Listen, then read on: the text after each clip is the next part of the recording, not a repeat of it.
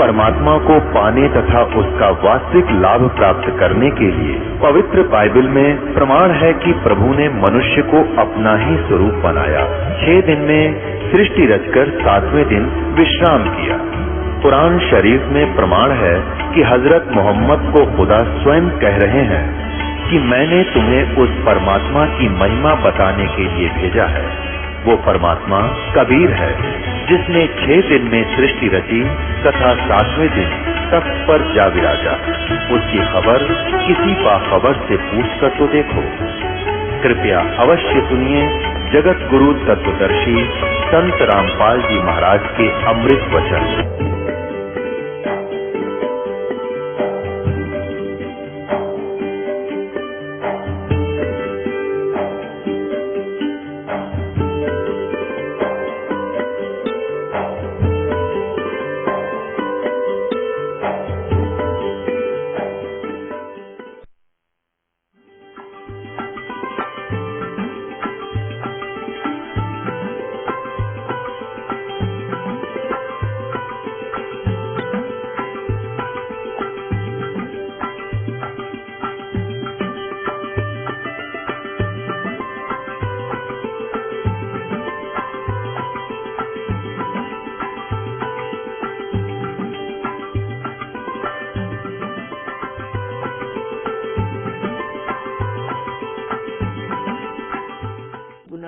दास बार बार कह रहा है कि ना तोरा दास स्वामी पंथ, दंडम सदगुरु पंथ, जय गुरुदेव पंथ वालों के पास मोक्ष मार्ग नहीं है। ये जीवन नाशक है। ये बिल्कुल इनके नाम भी गलत, इनका ज्ञान भी गलत है। और इनके प्रवर्तक की आपको दिखा दी तो शिवदयाल जी की के दुर्गति हुई कमरा। शिवदयाल जी की मरने के बाद वो भूत बन गया और वो बलोचिस्तानी सामस्ताना खेमामल जी इंजेक्शन रिएक्शन से मृत्यु होगी। और एक और हुए उनके बाबूजी साहब, उसकी हिस्ट्री पढ़ लो तो वो कितने जनती भुगत का मेरा। अब क्या बताते हैं परमात्मा कहते संशय शोक सराय में सूतक दिन राती और जीवित जग में जूती पड़े फिर जम तोड़े छाती। यहां बिरान में टी ले गया संसार में वो भूत बन के बुक्की में बोल रहे हैं। और आगे कहते जम तोड़े छाती यम के दूत बकल तारेंगे। अब क्या बता रहे हैं परमात्मा कि यो सौदा फिर ना ही संतो, यो सौदा फिर ना ही।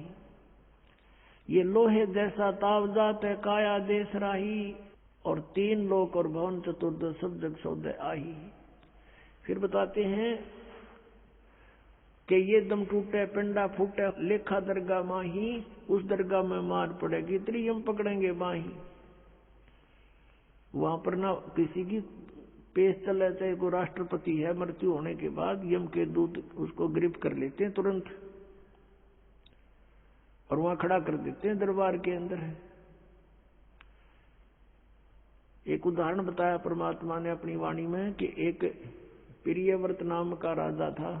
उसने पहले तो तप किया, तप से उसको राज्य प्राप्त हुआ और जब राज्य का समय पूरा हुआ तो यम के दूत पकड़ कर ले गए उसको धर्मराज के दरबार में खड़ा कर दिया। यम के दूत जब लेने आए प्रियव्रत को, उसने कहा कि मुझे कुछ सांस और दे दो जीने के लिए।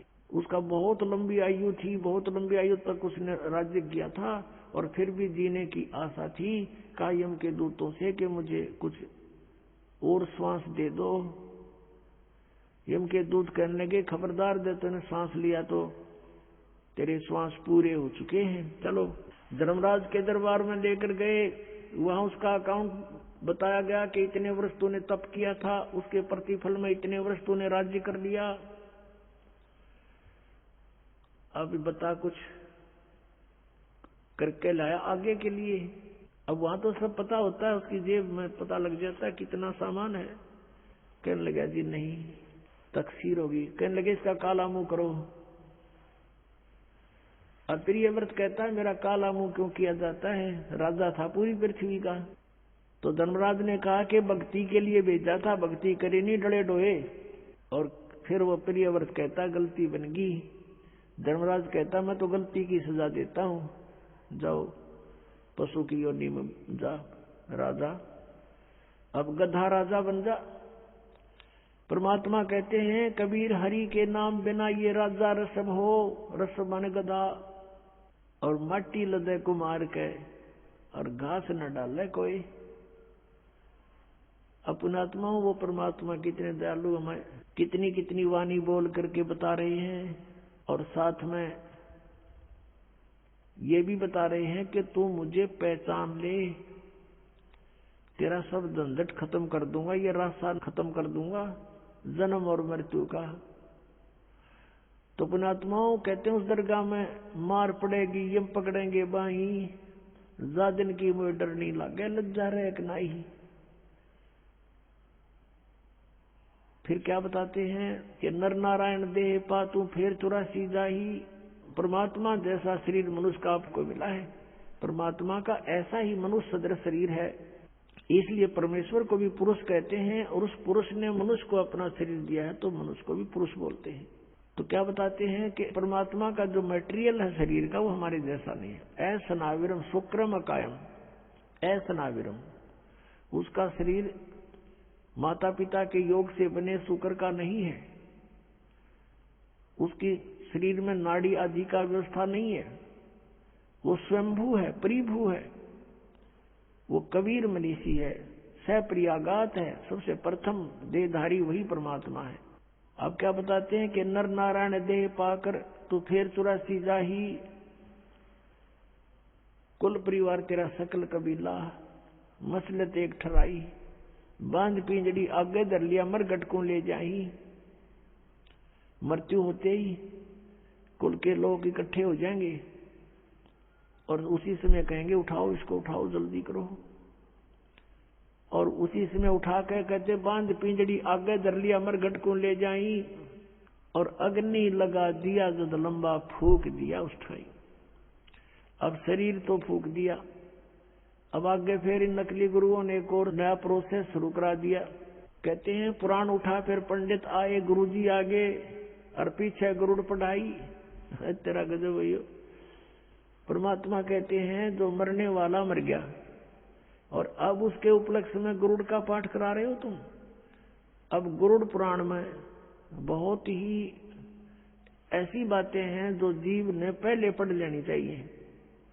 उसमें लिखा है कि एक ने ऐसा जुल्म किया था, उसका बेटा मर गया, उसने ऐसा अपराध किया था, उसकी आंखें फूट गई, एक ने ऐसा अपराध करते थे उसके हाथ कटते हैं, यम के दूत आते हैं जो भक्ति नहीं करते, सच्ची भक्ति नहीं करते, उनको पकड़ कर ले जाते हैं जो दान धर्म नहीं करते। और आगे क्या देखते हैं कि ऐसी गर्म जमीन के ऊपर से ले जाते हैं नंगे पैरों उसको। आगे जो शुभ कर्मी प्राणी हैं वो भंडारा छक रहे होते हैं, खीर खांड हलवे उनके लड्डू जलेबी खा रहे होते हैं, और वो कर्महीन प्राणी, भक्तिहीन प्राणी, दानहीन प्राणी वहां से जाता है और देखता है, उनको कहता है यम के दूतों से, भगवान के दूतों से कि भाई मुझे भोजन करा दो, मुझे भूख लगी है। वो कहते हैं नहीं, तेरे शुभ कर्म नहीं है, चल तुझे भगवान के दरबार में पेश करके तुझे फिर कुटाई करेंगे तेरी। तो कहते हैं परमात्मा का कहने का उद्देश्य ये है कि वेद पुराण उठा फिर पंडित आगे पाछे गरुड़ पढ़ाई, कि उसको गरुड़ पुराण का पाठ पहले कराना चाहिए था, पहले सुनाना चाहिए था। वो बुराइयां बचता, डरता और शुभ कर्म कर जाता और उसकी दुर्गति ना होती। वो तो गधा बन गया और पाछे उसका गरुड़ पुराण का पाठ करा रहे। अब क्या फायदा मरने के बाद मुंह में घी डालन का। अब क्या बताते हैं कि पुराण उठा फिर पंडित आए, पीछे गरुड़ पढ़ाई, और फिर बताते हैं नर से तीतु पशुआ कीजिए गद्दा बैल बुनाई, ये 56 भोग कहा मन भोरे की तो कुरडी तरने जाई। पुणात्मा परमात्मा ने हमें बताया है वह सच्चाई है कि कबीर ये माया अटपटी और सब गट आण अड़ी, वह किस किस ने समझाऊं या कुआ भांग पड़ी। हमने इस काल के नकली इस सुख की भांग पी रखी है इस कुएं में, काल के कुएं में, और सबके एक जैसी ही बुद्धि होगी। जैसे शराब पिए हुए व्यक्ति या भांग पिए व्यक्ति आपने से 100 मिल जावे रास्ते में, उनकी एक जैसी भाषा होती है, एक जैसी चाल होती है, लटक दे हैं, किधर पैर टेके किधर इधर जावे, बोल रहे तो उड़क में बोलेंगे। तो किसी ने बात करके देख लो, जिन्होंने नशा कर रखा वो एक जैसी भाषा जानते हैं। तो हम सभी को इस काल ने भांग प्या रखी है झूठे सुख की, और सभी हम इसी में इतने मस्त हो रहे हैं।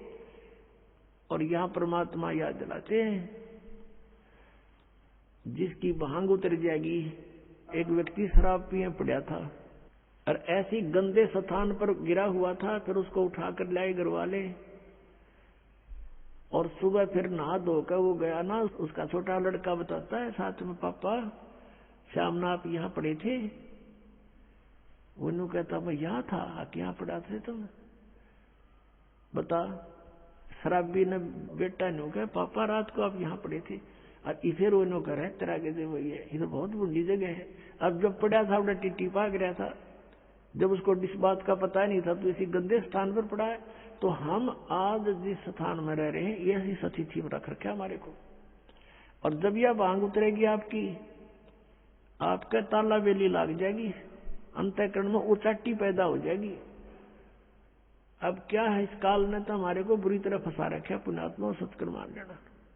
पहले तो दुख में पीड़ रखा, अब परमात्मा के दरबार में आओगे आपको सुख होगा, और सुख में फिर आपने सोचोगे ठीक काम चल रहा है, पहले थोड़े दिन में फिर भूल पड़ने लग जाएगी। तो इसके लिए परमात्मा कहते हैं, सुख के माथे पत्थर पड़ो, नाम हृदय से जावे, बलिहारी उस दुख के जो पल पल नाम रटावे। अब कबीर साहब कहते हैं, आपने ये धारणा बनानी चाहिए कि आग लगाई से सुख का जिससे भगवान की भूल पड़े।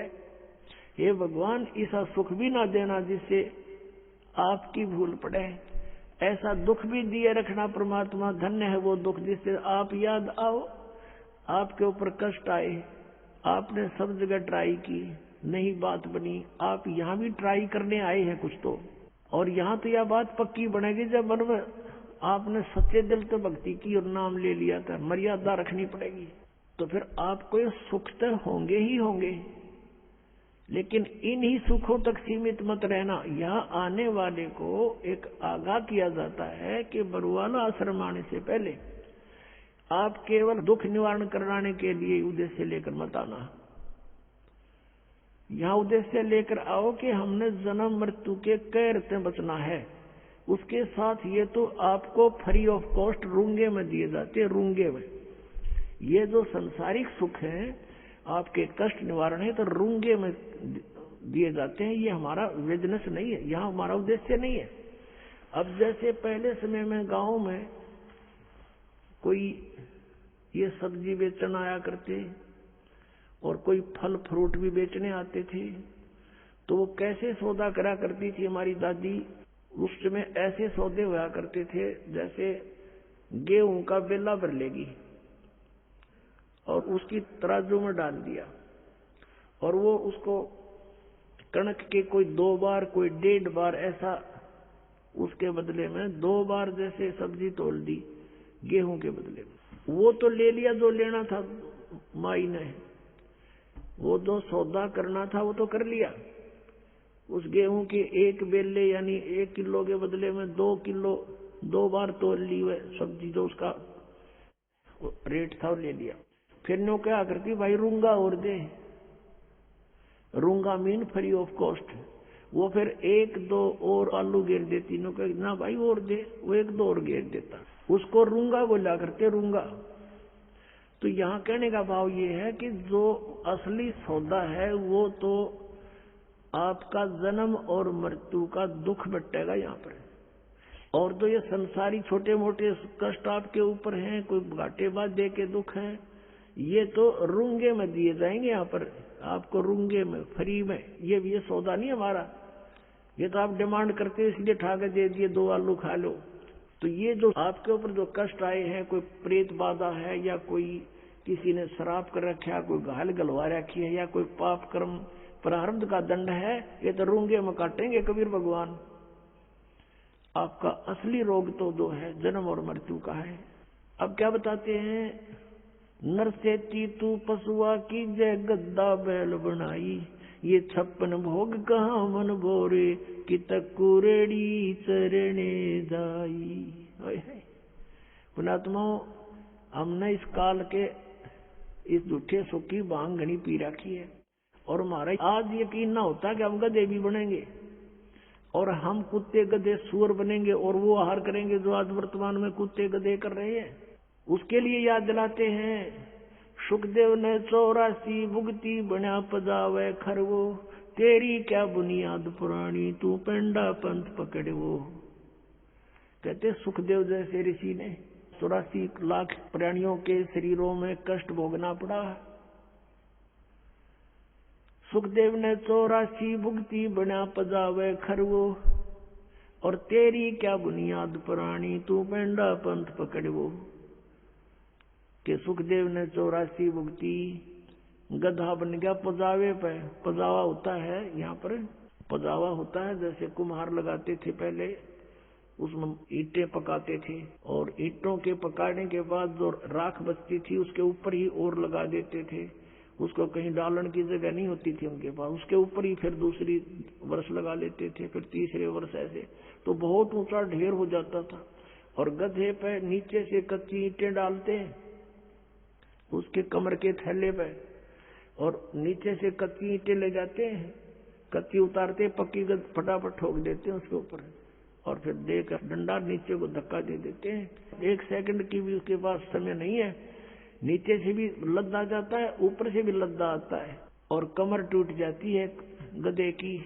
और शाम को आहार करने के लिए कहाँ जाता है, कुर्डियों पर, यानी बाहर मैदान में, वहां खाता है, फिर चारा भी बाहर चर के आता है, और सेवा को मार की करता है। और फिर टूटी कमर पर जख्म हो जाता है, उसको कौवे नोचते हैं, उसी जख्म के ऊपर आते ही कुम्हार जो कानू वो थैला रख देता है, और ईंटें भर के फटाफट उसको स्टार्ट कर देता है, लेकर लठ। और फिर देखो पुणात्मा, अपना शरीर यहाँ कहीं से छुल जा, खाल थोड़ी सी किसी कारण से भी, और उसके ऊपर कपड़ा भी लग जाना, कपड़ा वैसे भी आंखों में पानी आता है, इतनी पीड़ा होती है। और आज वो अफलातून जब राजा बना हुआ था, भक्ति करी नहीं, सच साधना की नहीं, आज गधा बना हुआ है, कमर टूटी है, ऊपर थैला, और थैले के अंदर से कोरस सैंड, यानी वो खोरा ईंटों का जो रेत, वो जख्म पर गिरता आकर के, और ऊपर से ईंटों की रगड़ लगती है उसके, ऐसे चलते चलते, और उसकी आंखों में से पानी आता है, वो कुछ नहीं कर सकता, विवश है। अपनात्माओं, पहले तो हम भी ऐसे ही थे, अब परमात्मा की दया से आत्मा निर्मल हुई, ये बातें याद आती हैं तो भी शरीर कांप जाता है। और एक बार नहीं, असंख्यों बार, एक बार नहीं असंख्यों बार ये कष्ट उठाए हमने। अपनात्माओं, आपको कितना राहत होने जा रही है, कितना लाभ होने जा रहा है, आप नहीं समझ सकते इसको। और हम कितना कष्ट उठा चुके हैं असंख्यों बार। ये तो एक बार के गधे का एक दिन की बता रहे हैं, ये कष्ट एक दिन में ऐसा होता है, और एक गधे का जीवन कितना। अब इसलिए बताते हैं सतगुरु के उपदेश का, जय सतगुरु की संगत करते सकल कर्म कट जाई, अमरपुरी पर आसन होते जहां धूप ना छाई। यदि सतगुरु की संगत करते, शरण में आ जाते, ये नकली सतगुरुओं की नहीं बात बनती, तो कहते हैं ये कैसा दुख आपके ऊपर हो रहा है, किस प्रकार बाईपास निकालेंगे संत। अब कितने दुख होते हैं प्राणी पर, आध्यात्मिक मार्ग को आध्यात्मिक घटनाओं से ही तोला जाता है, किसी के कहने मात्र से नहीं। आपको दिखाते हैं कि इतिहास, एक पुण्यात्मा का, उसके ऊपर कितनी आपदाएं आई, और जो धन आपको प्राप्त होने जा रहा है, जो ज्ञान और भक्ति और विधान आपको मिलने जा रहा है, उससे आपको कितना बेनिफिट होगा, कितना राहत मिलेगी। अब परमात्मा कहते हैं, धर्मदास तो 1,00,000 दुहाई, और ये सार शब्द की दबार न जाई, आज तक जो परमात्मा ने इस तत्व ज्ञान को और इस तत्व नाम को, सार नाम को, असली मंत्र को छुपा के रखा हुआ था, क्योंकि सतयुग त्रेता द्वापर में ये प्राणी दुखी नहीं होता और पिछले पुण्य कर्म इसके घड़े साथ होते हैं, जिस कारण से कोई भी कुछ भी साधना भक्ति कर रहा होता है उसमें भी वो सुखी रहता है। वो ये सोचता है मुझे इस साधना से ये सुख प्राप्त है। इस कारण से सतयुग त्रेता द्वापर में परमात्मा ने काल को छूट दे दी थी। इसने प्रार्थना की करके मांगा था और कह दिया था ठीक है भाई, 3 युगों में हम नहीं ले जाएंगे प्राणी, और चौथे युग कलयुग में हम ले जाएंगे। तो कलयुग से पहले का कोई इतिहास दिखा दो, कोई मुसलमान न्यारा बना हो या ईसाई अलग बना हो या कोई जैनी अलग बना हो। हम वेदों अनुसार साधना करते रहे, एक ही हमारा इतिहास था, वर्ण केवल कर्म आधार से थे। अब कलयुग में देख ले हमारे अंदर कितनी इसने फूट डाल दी। कोई हिंदू बनाया, कोई मुसलमान बनाया, कोई ईसाई बनाया, कोई सिख बनाया, कोई कुछ बना दिए, हमें अलग अलग पाट दिया। इसको डर था कि कलयुग में परमात्मा से वायदा हुआ है वो आएंगे या अपना कोई दास भेजेंगे अपनी शक्ति देकर, तो उस समय तक ऐसा कर दो इन प्राणियों को ये कति कंडम हो जाए, एक दूसरे के शत्रु हो जाए, कोई एक दूसरे की साधना को गलत बता दे तो मरणाचार हो जाए। ऐसे समय में परमात्मा ने ये स्टार्ट किया है। लेकिन ये बुद्धिहीनता हमारी। मान ले मैं आपके मार्ग को गलत बता रहा हूँ और आपको कॉन्फिडेंस है सही है, तो मेरी बातें ना सुनो, इसमें झगड़े की क्या बात है। तो ये काल ही करवाता है। लेकिन अब परमात्मा की मेहर होगी अपने बच्चों पर, समाज शिक्षित है, सब इतिहास हमारे पास है, हमारे सदग्रंथ प्रत्येक धर्म के प्रत्येक धर्माणों के पास है। अरदास उसमें बताओगे ऐसा लिखा, आप खोल कर देख लेना, बात समझ में आ जाएगी। तो अभी तक हम सतगुरु ना मिलने से कितना कष्ट उठाया। सतगुरु के उपदेश का लाया एक विचारे, जय सतगुरु मिलते नहीं फिर जाते नरक दुआरे। नरक द्वार में दूत सब करते खेचा ताने, उनसे कभू ना छूटता फिर फिरता चारों खानी। चार खानी में भरमता कबू न लगता पारे, सो फेरा सब मिट गया मेरे सतगुरु के उपकार। 7 समंदर की मसी करूं और लेखनी करूं बन राय, धरती का कागज करूं गुरु गुण लिखे न जाए। अब आपको दिखाते हैं कि इतिहास के सतगुरु ना मिलने से साधना भी कर रहे हैं, उनकी भी दुर्गति होती है। आओ जैन धर्म को जाने, एक पुस्तक है देखिएगा, इसके लेखक हैं प्रवीण चंद्र जैन M.A. शास्त्री। ये देखिएगा, ये इनके मंत्र हैं ओम अरम नमः। अरम हम देते वो नाम है, ये हरियम राम, ये तो राम हो गया। आओ जैन धर्म को जाने, लेखक प्रवीण चंद्र जैन M.A. शास्त्री, जम्बूद्वीप हस्तिनापुर, और प्रकाशक हैं श्रीमती सुनीता जैन, जम्बूद्वीप हस्तिनापुर मेरठ। इसके 294 पृष्ठ पर आपको पढ़ाते हैं।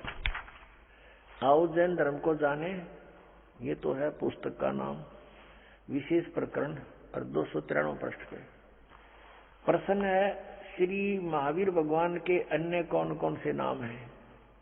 उत्तर है 5 अन्य नाम हैं, वीर, अतिवीर, सम्मति, महावीर और वर्धमान, वर्धमान। 294 पे लिखा है श्री महावीर भगवान के जीवन का कथन कहां से प्रारंभ होता है। उत्तर है पुरुरुआ नामक भील की पर्याय से। पुरुरुआ नामक भील कौन था, उसने क्या किया। पुष्कलावती देश की पुंडरीकिनी नगरी में वह भीलों का राजा था। उसने सागर सेन मुनिराज से मधमास मधु का त्याग व्रत लिया था, जिसे जीवन पर्यंत पालन किया। महावीर भगवान का जीव पूर्वा भील की पर्याय से यानी जीवन से निकलकर कहाँ गया। पहले 100 धर्म स्वर्ग में एक सागर की आयु वाला देव हुआ। पहले स्वर्ग के बाद महावीर भगवान का जीव कहाँ गया। भरत चक्रवर्ती की रानी अनंतमती से मारीची नामक ज्येष्ठ पुत्र हुआ। अब ये भरत किसका पुत्र था ये दिखाते हैं। मारीची भरत का पुत्र हुआ। अब और दिखाते हैं, ये पुस्तक दिखाते हैं आपको, जैन संस्कृति कोश, जैन इतिहास संस्कृति एवं कला एवं पुरातत्व, भागचंद्र जैन भास्कर। जैन संस्कृति कोश, जैन इतिहास, ये पुस्तक है, प्रथम खंड, लेखक हैं प्रोफेसर भागचंद्र जैन भास्कर। ये कहाँ से छपा है? जैन संस्कृति कोश, जैन इतिहास, ये वही है। लेखक हैं प्रोफेसर भागचंद्र जैन भास्कर। प्रकाशक ये दो है, इधर भी, ये देख लो तुम, ये आपके सामने है। और ये कहाँ से प्राप्ति स्थान है? ये यहाँ से इनका। अब आपको इसके 175 पृष्ठ पर ले चलते हैं। 175 पृष्ठ है। ऋषभ देव के पौत्र ऋषभ देव जी को जैन धर्म का प्रवर्तक माना जाता है। प्रथम तीर्थंकर है ये ऋषभ देव। इनके पोते हैं वो मारीची, जिनकी अब कथा सुनाऊंगा, और भरत के पुत्र हैं। इसको पुराण में वैदिक धर्म का प्रवर्तक माना गया है। ये मारीची वैदिक धर्म का प्रवर्तक है, जिसको वैदिक धर्म का गाटा जोड़ रहे हैं ना, ये उसका प्रवर्तक है ये मारीची। और इसके साथ के बीती ये दिखाता हूं। यही मारीची जैन परंपरा में आगे चलकर महावीर वर्धमान बना। अब देखो आगे, अब 176 पृष्ठ पे, अब नीचे देखो, जैन धर्म का विकास इतिहास। यहाँ है तीर्थंकर ऋषभ देव की जीवन घटनाएं। तीर्थंकर ऋषभ देव अंतिम कुलकर नाभिराज के पुत्र थे। उनकी माता मरु देवी थी। वे इक्ष्वाकु वंशी नाभिराज अयोध्या के इस एक लोकप्रिय राजा थे। तरुण होने पर नाभिराज ने ऋषभ देव का विवाह सुनंदा और सुमंगला से कर दिया। सुनंदा ने तेजस्वी पुत्र बाहुबली और पुत्री सुंदरी को जन्म दिया, और सुमंगला ने भरत सहित वे भरत और 99 पुत्र और एक पुत्री ब्राह्मी पुत्री को जन्म दिया। समय आने पर ऋषभ देव ने भरत को अयोध्या का, बाहुबली को तक्षशिला का और शेष युवराजों को उनके योग्यता अनुसार राज्य सौंपकर संसार त्याग दिया और दीक्षा लेकर साधना में लीन हो गए। साधना काल में पाणिपात्री ऋषभ देव 1 वर्ष तक निराहार रहे, कुछ नहीं खाए 1 वर्ष तक। बाद में बाहुबली के पौत्र श्रेयांश कुमार ने इक्ष्वाकु देकर उनकी निराहार वृत्ति को तोड़ा। लगातार 1000 वर्ष तक तपस्या करने वाले मुनि ऋषभ देव ने अंत में केवल ज्ञान प्राप्त किया। धर्म देशना प्रारंभ की। धर्म देशना माने दीक्षा देने लग गया गुरु बड़का पे। प्रथम धर्म देशना भरत के पुत्र मारीची को दी।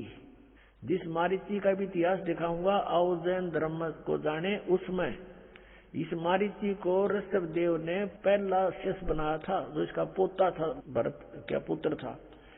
ऋषभ देव का पौत्र यानी पोता भरत के पुत्र मारीची को पहली धर्म देशना, प्रथम धर्म देशना भरत के पुत्र मारीची को दी, यानी पहला चेला बनाया उसने। और जो बाद में 24वें तीर्थंकर महावीर बने। बस यहां से इतना ही लेना था।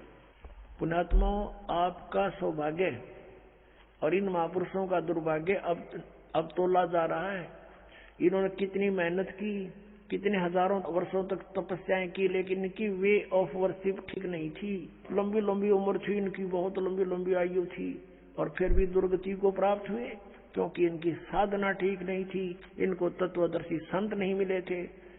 सतगुरु ना मिलने से ये हालत होती है। कहते एती उम्र बुलंद मरेगा अंतरे, क्योंकि सतगुरु लगे ना कान ना बैठे वो संतरे। वो सतगुरु मिले ना कोई संत मिले जो तत्वदर्शी संत हो। जैसे आप भक्तजन हैं, आपको ये तत्व ज्ञान हो गया, आप संत हैं। साधु वही जो सीधा चाले बुराई छोड़ दे, भक्ति करता है, सत साधना करता है। आपसे भी कोई संपर्क में आता है तो आप भी उसको ठीक रास्ता बताते हो और कहते हो सतगुरु से नाम लो। तो कहते हैं सतगुरु में लगे ना कान ना भेंटे संतरे, ना कोई नो बताने वाला मिला कि ये साधना गलत है, तो ठीक साधना करना चाहता चलो गुरु जी के सतगुरु के पास चलो। लेकिन सभी अपने अपने उन नकली सतगुरुओं को भी असली मानकर अन्य को वहां जोड़ रहे हैं, वो पाप के भागी हो रहे हैं।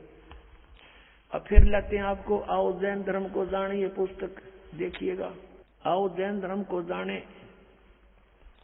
इसके लेखक हैं प्रवीण चंद्र जैन, M.A. शास्त्री। और ये कहां से प्रकाशित है? प्रकाशक हैं श्रीमती सुनीता जैन, जम्बूद्वीप, हस्तिनापुर, मेरठ से, उत्तर प्रदेश। अब यहाँ आते हैं हम 294 पृष्ठ पे शुरू करते हैं इसको, आओ जैन धर्म को जाने। श्री महावीर भगवान के जीवन का कथन कहां से प्रारंभ होता है? यानी मारीची के जन्म से भी पहले ये ऐसे ही चल रहा था, और उससे आगे का तो पता नहीं इनको, वहां तक का इनको ज्ञान है। पुरुरवा नामक भील की पर्याय से, पुरुरवा भील कौन था, उसने क्या किया? अब पुष्कलावती देश की पुंडरीकीणी नगरी में वह भीलों का राजा था। उसने सागर सेन मुनिराज से मधमास मधु का त्याग व्रत लिया था, जिसे जीवन पर्यंत पालन किया। फिर उससे कहा गया वो स्वर्ग में चला गया। फिर कहाँ आया? पहले स्वर्ग के बाद महावीर भगवान का जीव किस पर्याय को प्राप्त हुआ? भरत चक्रवर्ती की रानी अनंतमती से मारीची नामक ज्येष्ठ पुत्र हुआ। यानी ऋषभ देव का पोता मारीची और भरत का पुत्र था। और यही मारीची वैदिक धर्म का प्रवर्तक, और यही मारीची आगे चल के जैन धर्म में महावीर जैन हुआ। अब देखो, मारीची की पर्याय से महावीर भगवान का जीव किस पर्याय में गया? यानी मारीची ने प्रथम तीर्थंकर ऋषभ देव से उपदेश लिया था, उसके बाद इसकी दुर्गति हुई। आगे देखो, ब्रह्म स्वर्ग में देव हुआ, ब्रह्मलोक में, ब्रह्मलोक से ब्रह्म स्वर्ग से फिर कहा गया? अयोध्या नगरी में कपिल ब्राह्मण की काली स्त्री से जटिल नामक पुत्र हुआ। और फिर वहां से कहा गया? सौधर्म स्वर्ग में एक सागर आयु का देव हुआ। फिर स्वर्ग से कहा गया? इसी भरत क्षेत्र में सूती का नामक गांव में अग्निभूत ब्राह्मण के गौतम स्त्री से अग्नि से नामक पुत्र हुआ। फिर वहां से स्वर्ग में गया। फिर कहाँ आया? भरत क्षेत्र के मंदिर नामक ग्राम में गौतम ब्राह्मण की कौश की पत्नी से अग्निमित्र नामक पुत्र हुआ। फिर वहां से कहा गया? महेंद्र स्वर्ग में गया, महाइंद्र के स्वर्ग में।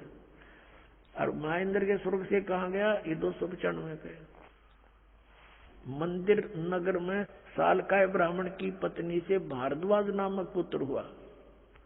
भारद्वाज से आगे कहा गया? महेंद्र स्वर्ग में देव हुआ। फिर वहां से कहा गया? इतर निगोद में एक सागर की आयु वाला निगोदिया जीव हुआ। निगोद से निकलकर महावीर भगवान का जीव कहाँ गया? अनेक को भाव अनेक शरीर धारण किए वो इस प्रकार हैं। अब ध्यान से सुनना पुण्यात्माओं, जरा सी भी बांग उतर जाएगी जिसकी, और फिर इसको देखेगा कलेजा मुँह होगा आपका, और छोड़ जाओगे ये गलत साधनाएं। 1000 आक वर्ष के भाव,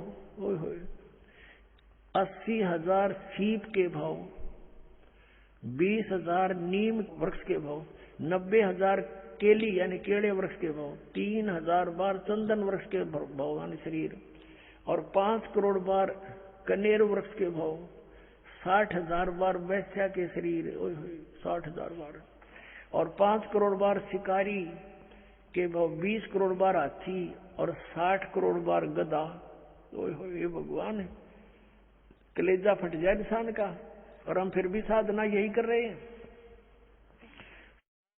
60 करोड़ बार गधे के भाव, 30 करोड़ बार कुत्ते के भाव, 30 करोड़ बार कुत्ता। गधे का आपको सुना था एक का भाव बतेरा, और ये 30 करोड़ बार कुत्ता, 60 करोड़ बार गधा, और 60 करोड़ बार नपुसंक खुसरा, 20 करोड़ बार स्त्री के भाव, 90 लाख बार धोबी, 8 करोड़ बार घोड़ा, 20 करोड़ बार बिल्ली, 60 लाख बार गर्भ में मरण, गर्भपात की मृत्यु, माए गलगोट का मेरा माँ के पेट में ही, 80 लाख बार देव पर्याय को प्राप्त किया। 80 लाख बार, ओनली 80 लाख बार तो देवता बना, और गधा बना 60 करोड़ बार। ओए होए होए, 60 करोड़ बार गधा, 30 करोड़ बार कुत्ता। इस 80 लाख बार देवता बनने वाले ने एक गधे का जीवन बतेरा, सारे व पानी फेरने, और यो 60 करोड़ बार गधा बना और 30 करोड़ बार कुत्ता। और बाकी मेरे अपने आत्मा विचार करो। ऋषभ देव जी ने जो साधना की, उसकी क्रियाएं कैसी थी? घोर तप किया 1000 वर्ष तक, और फिर प्रथम अपने पोते को नाम दिया, प्रथम शिष्य वही बनाया। और उस शिष्य की, उस पोते की क्या दुर्गति हुई आपके समक्ष है। और आगे फिर यू नरक में गया। कहने का भावदास का यूं है कि जब तक सतगुरु नहीं मिलेंगे और आप साधना भी कर रहे हो, आपकी दुर्गति समाप्त नहीं हो सकती। गीता जी अध्याय नंबर 18 के श्लोक नंबर 62 में कहा कि अर्जुन, तू सर्वभाव से उस परमेश्वर की शरण में जा, उसकी कृपा से ही तू परम शांति को और सनातन परम धाम को प्राप्त होगा। अपने विषय में बताता 4थे अध्याय के 5वें श्लोक में, 9वें श्लोक में, दूसरे अध्याय के 12वें श्लोक में, 10वें अध्याय के दूसरे श्लोक में, अर्जुन तेरे और मेरे बहुत जन्म हो चुके, तू नहीं जानता, मैं जानता हूँ। 8वें अध्याय के 5वें और 7वें श्लोक में कहा कि मेरी साधना करनी है तो मुझे प्राप्त होगा, जन्म मृत्यु बनी रहेगी, युद्ध भी करना पड़ेगा, शांति नहीं है। 8वें अध्याय के 8, 9, 10 में 3 श्लोकों में कहा कि उस परमात्मा की भक्ति करेगा तो उसको प्राप्त होगा। उसकी प्राप्त होने के बाद फिर जन्म मृत्यु तेरी कभी नहीं होगी, परम शांति होगी। अपनी साधना बताता है, मेरा तेको ओम नाम है। 8वें अध्याय के 13वें श्लोक में बताया गीता ज्ञानदाता है। मुझ ब्रह्म का केवल एक ओम मंत्र है, जो इसका अंतिम सांस तक सुमन करेगा मुझे प्राप्त होगा, और मेरी प्राप्ति में जन्म मृत्यु नहीं समाप्त हो सकती। 84 लाख योनियां भोगनी पड़ेंगी और युद्ध भी करना ही पड़ेगा उस परमात्मा के पाने का। 17वें अध्याय के 23वें श्लोक में गीता जी में कहा कि ओम तत्सत इति निर्देश है, ब्रह्म त्रिविध समर्थ है। उस परमात्मा सच्चिदानंद घन ब्रह्म पूर्ण परमात्मा की भक्ति के 3 मंत्र के जाप का प्रावधान है, निर्देश है। 4थे अध्याय के 34वें श्लोक में कहा कि उस तत्व ज्ञान को समझ, कौन से को? 4थे अध्याय के 32वें श्लोक में गीता जी में कहा है कि स्वयं सच्चिदानंद घन ब्रह्म ने अपने मुख से उच्चारण करके जो वाणी बोली है, वो सच्चिदानंद घन ब्रह्म की वाणी है, वो तत्व ज्ञान है। उस तत्व ज्ञान को मैं नहीं जानता, गीता ज्ञानदाता कहता है। वो तत्वदर्शी संतों के पास जाकर समझ, वो बताओगा तुझे, और उसके बताए मार्ग अनुसार फिर उस परमेश्वर की शरण में जा, जिसकी कृपा से तू परम शांति को और सनातन परम धाम को प्राप्त होगा। अब यहाँ देखो, ओम नाम का ये ओम और आराम ये जाप करते हैं, इनकी यहीं तक बुद्धि सीमित है और इससे ये दुर्गतियां हैं। अब वो 3 मंत्र का जाप, ओम तो सीधा है, तत् और सत्य सांकेतिक है, ये गुप्त है, ये दास बता सकता है इस पृथ्वी पर, और किसी के पास नहीं है। अब ये छुपा कर रखने थे परमात्मा ने। अब इस मारीची वाले जीव की आज्ञा के और दुर्गति हुई। देखो, आओ जैन धर्म को जाने, ये पुस्तक हम पढ़ रहे हैं। 295 पृष्ठ पे हमने ये पढ़ लिया। 80 लाख बार देव पर्याय को प्राप्त हुआ और 60 करोड़ बार गधे के भाव को, 30 करोड़ बार कुत्ते को, 60 करोड़ बार नपुंसक, 20 करोड़ बार स्त्री, 20 करोड़ बार बिल्ली आदि। अब आगे क्या गया? कहते हैं उपरोक्त शरीरों को भोग कर प्राप्त करने के बाद श्री महावीर भगवान ने 30 पर्याय को प्राप्त किया।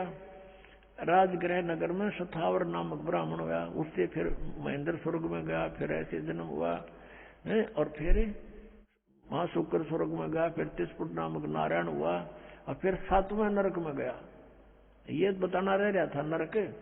7वें नरक में गया यो महावीर जैन यानी मारीची, और 7वें नरक से फिर कहाँ गए? 296 पृष्ठ पे पढ़िए। सिंहगिरी पर्वत पर सिंह हुआ, पुनः प्रथम नरक में गया, फिर नरक में गया, शेर बना, फिर वहां से हिमवान पर्वत शिखर पर फिर सिंह हुआ स्वर्ग से आकर के। प्रथम नरक से निकलकर कहाँ गया कि हिमवान पर्वत पर शिखर पर फिर सिंह हुआ, और फिर वहां से कहाँ गया? स्वर्ग में गया, एक मुनि से उपदेश लिया। फिर कहाँ गया? यहाँ कंकोजल नामक पुत्र हुआ, फिर 7वें स्वर्ग में देव हुआ। फिर अयोध्या नगरी में राजा वज्रसेन की शीलवती रानी से हरसेन नामक पुत्र हुआ। फिर वहां से मां शुक्र स्वर्ग में देव हुआ। फिर दातकी खंड की पूर्वी विधेय पुष्कलावती देश की पुंडराकिनी नगरी में राजा सुमित्र रानी मनोरमा से प्रिय मित्र नामक चक्रवर्ती हुआ। फिर सहस्रार स्वर्ग में देव हुआ। और फिर कहाँ गया? सहस्रार स्वर्ग से महावीर भगवान का जीव किस प्रयाग में गया? जम्बू द्वीप के छतरपुर नगर में नंदीवर्धन नामक राजा की वीरमती रानी से नंद नामक पुत्र हुआ। और फिर नंद का जीव आगे कहाँ गया? पुष्पोत्तर विमान में देव हुआ। और उसके बाद 24 में तीर्थ कर श्री महावीर भगवान हुआ। ये भी महावीर भगवान बना। पुष्पोत्तर विमान में देव हुआ, उसके बाद 24वां तीर्थ कर महावीर भगवान हुआ। श्री महावीर भगवान के जीव ने कितने पाखंड मत चलाए? 363 पाखंड मत चलाए महावीर भगवान के जीव ने, यानी महावीर के रूप में प्रकट होकर उसने 363 पाखंड मत चलाए हैं। अपने आत्माओं, इस दास का परोपकारी प्रयत्न है, इसको भी लोग निंदा करें, ये तो दूसरों के धर्मों की या गुरुओं की। अब देखो, दास ये बताना चाहता है कि जो साधना प्रथम तीर्थकर जैन धर्म का करते थे, ऋषभ देव जी करता था, और उससे मारीची को उपदेश मिला। और मारीची के उस उपदेश के बाद उसकी कितने दुख हुए उसके शरीर में। 60 करोड़ बार गधा, 30 करोड़ बार कुत्ता, और तो गिनती नहीं, पशु और पेड़ों पौधों के जीव भोगे। अब दास ये कहना चाहता है कि फिर महावीर भगवान हुआ 24वां तीर्थ कर। अब उसने वो सब साधनाएं छोड़ दी जिससे कुछ लाभ तो हो गया, स्वर्ग में तो चला गया, कुछ समय के लिए राजा भी बन गया। उसने फिर 363 पाखंड मत चला दिए, उनसे तो कुछ भी राहत नहीं मिलनी, सीधा नरक मिलेगा। ये दास ये कहना चाहता है ये साधनाएं गलत हैं। और वर्तमान के जितने भी जैनी हैं वो महावीर जैन के द्वारा पाखंड मत चलाएंगे, उनके अनुसार साधना कर रहे हैं। तो दास ये कहना चाहता है वो क्रियाएं छोड़ो और सच साधनाएं करो। इतना सा दास का प्रयत्न और परमार्थी वचन है। अब इसको परमात्मा कहते समझा है तो सिर धर पाऊं और भौर नहीं रहे सदाओ। अब जैसे प्रसंग चल रहा था कि फिर पीछे तू पशुआ कीजिए गद्दा बैल बनाई, ये 56 भोग का मन बोरे कुरुड़ी चरने जाई। ओए होए कि आज तू नहीं मान रहे हो, फिर मनुष्य जीवन छूटने के बाद या दुर्गति डेफिनेट है आपकी। इन साधनाओं से ना साधना करते उनकी भी, उनको स्वर्ग नहीं मिलेगा, गधे कुत्ते नौका नो बनेगा। इनको थोड़ा दिन स्वर्ग मिल गया, फिर गधा बन गया। बताओ स्वर्ग ने के चाटे हुआ, फिर वीरान माटी, फिर दुर्गति। अब परमात्मा कहते हैं जय सतगुरु की संगत करते तेरे सकल कर्म कट जाई, अमरपुरी पर आसन होते जहां धूप ना छाई। जय सतगुरु की संगत करते, यानी परम संत की, सतगुरु की अगर आपको शरण मिल जाती है सब झंझट मिट जाता। ना गधा बनना, ना हमने स्वर्ग में जाना, हमने सतलोक में चले जाते। कहते अमरपुरी पर आसन होते। आज आप अमरपुर में सतलोक में बैठे होते जहां कोई कष्ट नहीं आप पर। पुणात्मा मृत्यु तो आपकी होगी, इसको तो कोई मानो चाहे मत मानो, तो डेफिनेट है, सब मानते हैं होगी, मृत्यु होगी। और जब जाते समय आपकी आस्था यहाँ किसी भी संपत्ति या परिवार में रहेगी तो उल्टा जन्म यही होगा आपका, जहाँ आशा तहाँ बासा हुई। मन कर्म वचन सुमरियो सोई। तो आप जी ने अपना यहाँ से पीछा छुटाने के लिए हृदय में एक दृढ़ निश्चय करना है कि यहाँ तो फिर जन्म हो गया, फिर दुर्गति, फिर जन्म हो गया, फिर ये प्रोसीजर। अब इस जीवन में देख रहे हो आप, किसी का बेटा मर गया, किसी की बेटी मर गई, किसी को कोई घाटा, किसी की टांग कट गई, किसी की आंख फूट गई, ये दुर्गति। और फिर अगला जन्म मनुष्य का भी हो गया तो फिर यही प्रोसीजर, फिर जन्म हो गया, फिर यही प्रोसीजर। ये क्या तुक हुआ? तो आप जी अपना इस जीवन को परमात्मा की ओट में, शरण में सत भक्ति करके पूरा करो। चलते समय सपने में भी ना सोचो कि मेरा यहाँ फलाना धन रह गया, वो बैंक बैलेंस रह गया, उस पुत्र का क्या होगा, पुत्री का क्या होगा। अगर ये ऐसा मन में आ गया फिर वापस आओगे तो आपकी मृत्यु तो होगी। और जन्म भी आपको चाहिए तो सतलोक में होगा, और वहां फिर ऐसे ही परिवार बनेगा जैसा यहाँ बन गया। ये तो अस्थायी है, बिल्कुल अस्थायी। किसी का समय निश्चित निकल चला जाए हमें छोड़कर, टक्कर मारते रहो फिर नहीं मिलेगा। तो हमने अपने मन को, अपनी आत्मा को, अपने मन को ऐसे दृढ़ करना है कि दोबारा जन्म यहां नहीं लेना। इस तरह की घटनाओं को देख के आपके मन में यहां से एक गलानी पैदा हो जाएगी। और जब तक यह गलानी नहीं होती, ठीक है भक्ति कर रहे हो फल मिलेगा, जितनी भी भक्ति कर रहे हो आपको फल तो मिलेगा ही मिलेगा, लेकिन ये मिलेगा यहीं पर। तो इस गलानी के होने के लिए समय लगेगा, भक्ति भी बढ़ेगी या ज्ञान की भी जड़ आपके हृदय में जमा होंगी, और फिर यहाँ की पुनर्जन्म की आपके मन सपने में भी नहीं आओगी, तब आप सतलोक जा सकोगे। और जब तक हम सतलोक नहीं जाएंगे तो तब तक शांति नहीं। जन्म मृत्यु जब तक है ये दुर्गति, जैसे आपने महावीर जैन और ये मारीची वाले जीव की देखी, ये कोई जीवन है 80 लाख बार तक केवल देवता बन गया, सर 60 करोड़ बार गधा, 30 करोड़ बार कुत्ता। पुण्यात्माओं क्योंकि हम मनुष्य जीवन में है, समय पर रोटी मिल जाए, जब दिल करे चाय पी लेते हैं, दूध पी लिया, काजू किस्मत खा लिए, लाडू जलेबी बनवा ली।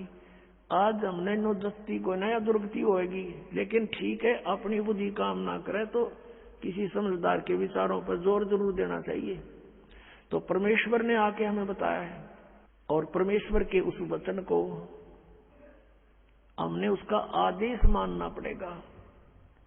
हम आदेश नहीं मान रहे अभी, हम केवल उनको सुनते हैं, प्रसन्न होते हैं, बहुत अच्छी बात बताई, भक्ति भी करनी चाहिए। तो उनका आदेश है कि समझा है तो सिर दर पाओ और बहर नहीं रे ऐसा दाओ, ये संसार समझदा नाई कहंदा श्याम दोपहरे नू, गरीबदास ये वक्त जात है रोवोगे इस पैरे नू।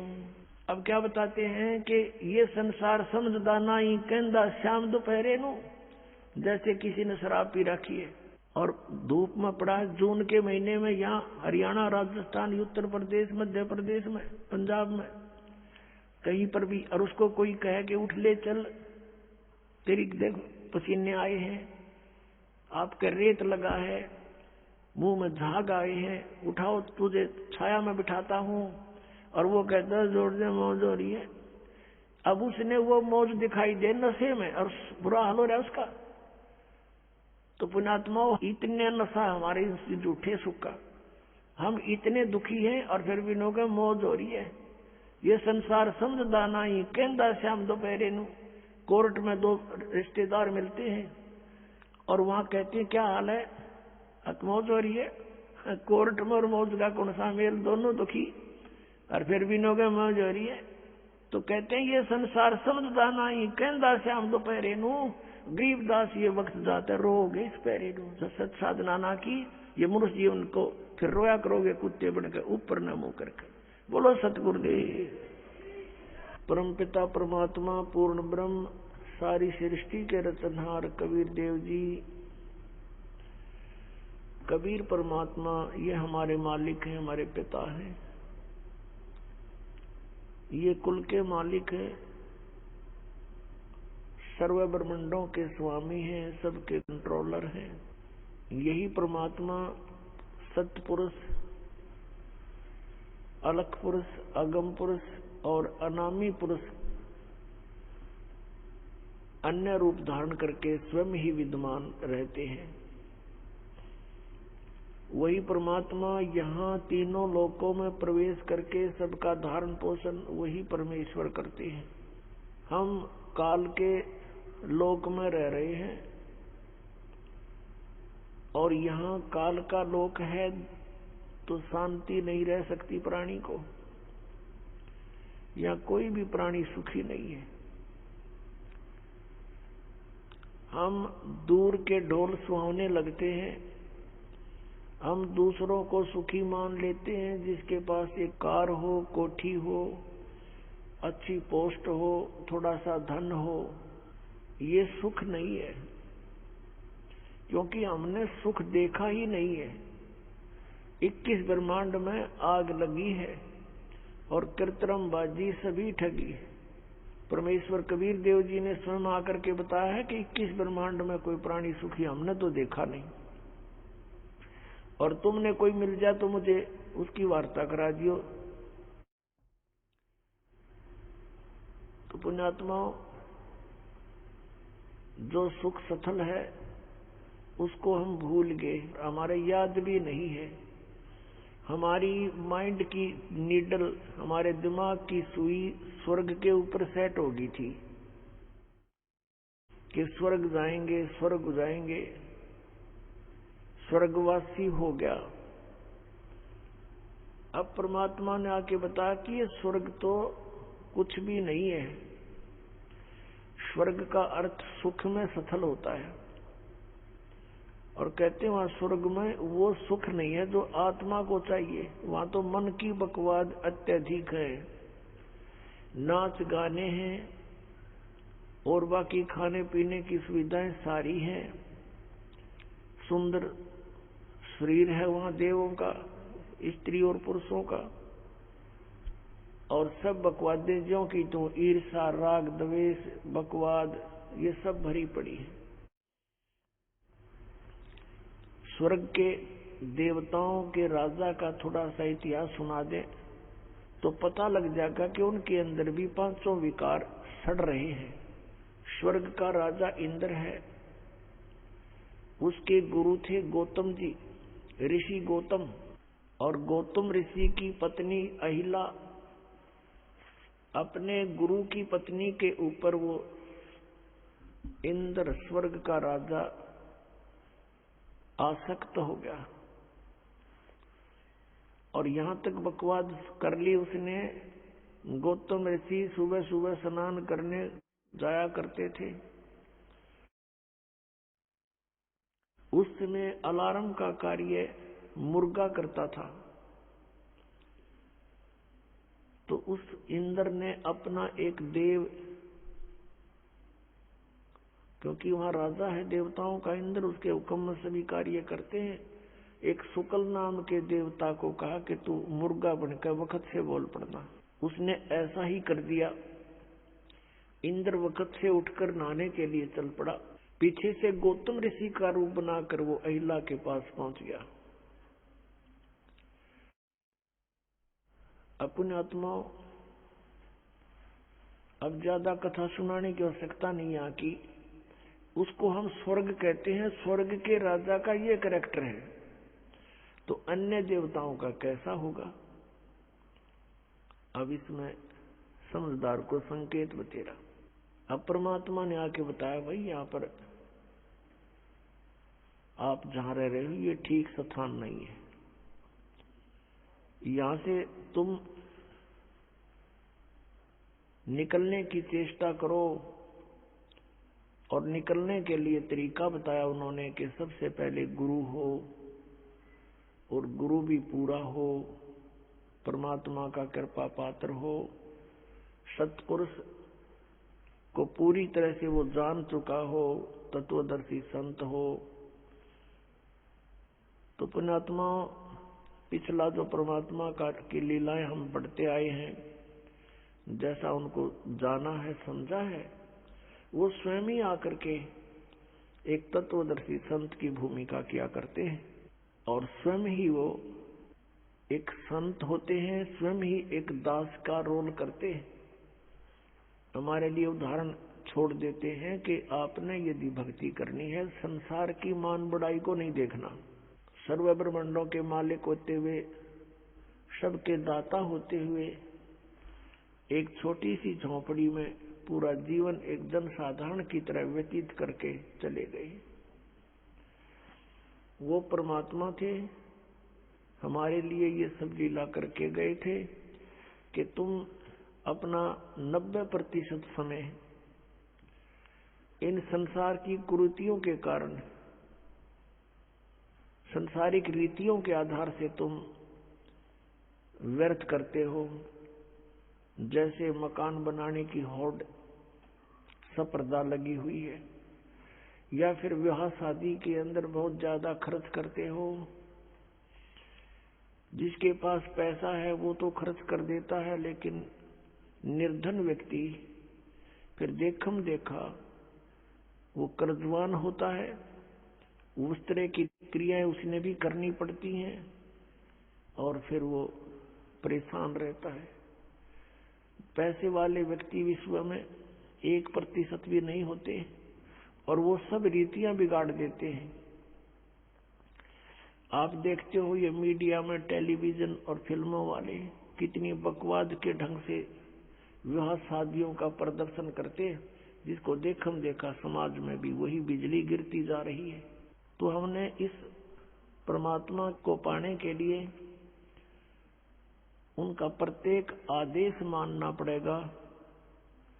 उनके द्वारा दिए गई जो गाइडलाइन है, निर्देश है, उनकी पालना करनी पड़ेगी, तभी हम सतलोक जा सकते हैं।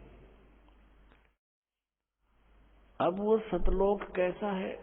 शंखों लहर मेर की उपजे, कह नहीं जा कोई, दास गरीब अचल अविनाशी, सुख का सागर सोई। शंखों लहर मेहर की उपजे और कहर नहीं जा कोई। अब गरीबदास साहिब जी जो परमात्मा उनको मिले थे, सचखंड सतलोक लेकर गए थे।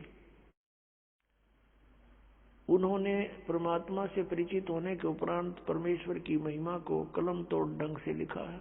बोला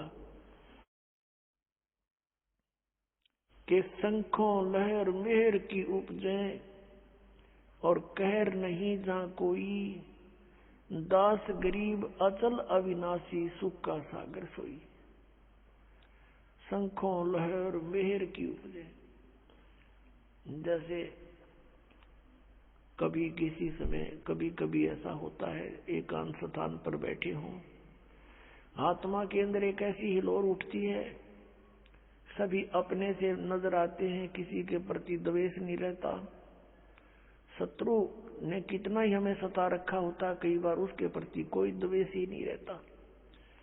परमात्मा की ऐसी मेहर होती है। वो मेहर की लहर थी, सबके ऊपर कृपा बरस रही थी, और उसके जाने के बाद फिर वही सती थी।